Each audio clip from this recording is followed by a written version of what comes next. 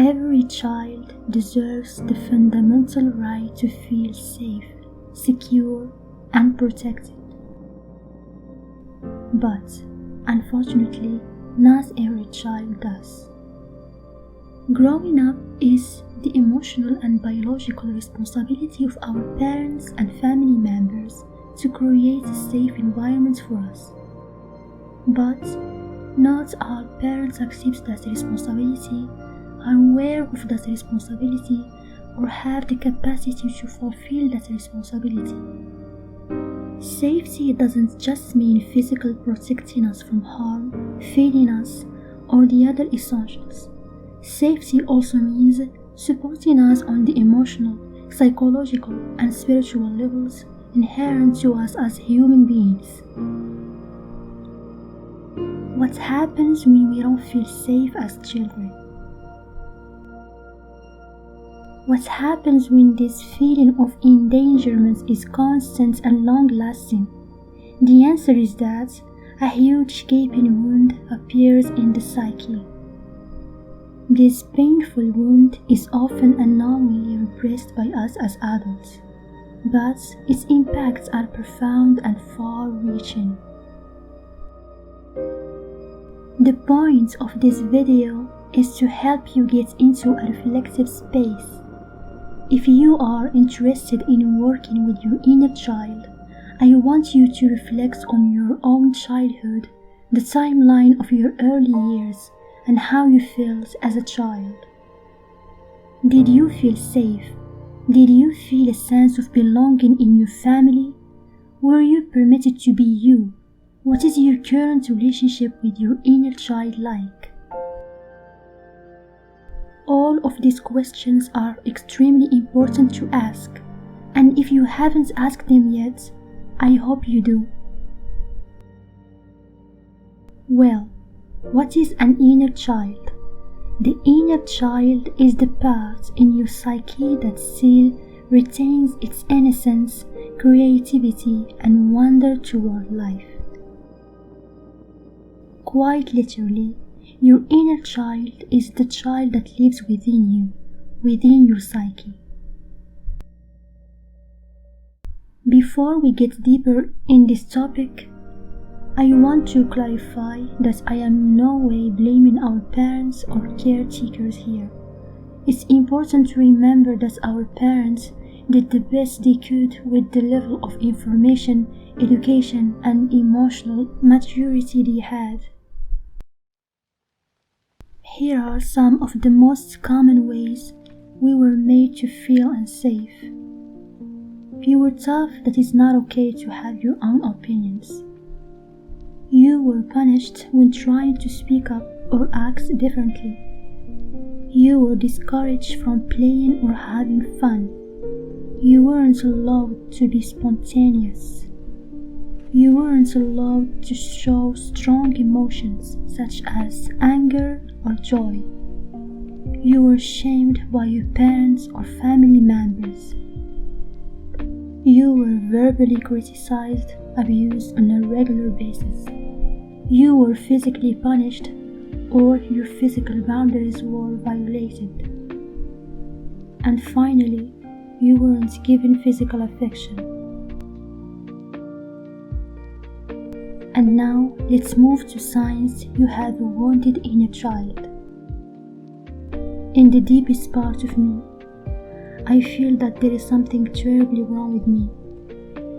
I experience an anxiety whenever thinking about doing something new. I am a people pleaser and tend to lack a strong identity. I tend to hoard things and have trouble letting go. I feel guilty standing up for myself. I constantly criticize myself for being unworthy. I have trouble starting or finishing things. I am ashamed of expressing strong emotions such as sadness or anger. I feel more responsible for others than for myself. I struggle to say no. And the list goes on. how to support your inner child. First of all, acknowledge your inner child. Your inner child is not a childlike personality.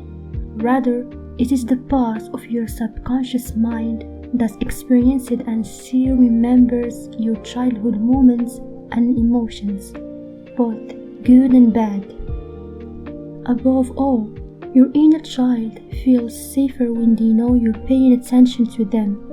It can help to simply acknowledge them, remind them you're looking out for them, and send them your love. Picture a happy childhood moment. Bringing yourself back to safe, calm memories can help you soothe yourself when you feel overwhelmed. Can you remember the happiest moments of your childhood? Maybe it was baking cookies with your grandma or going to the zoo.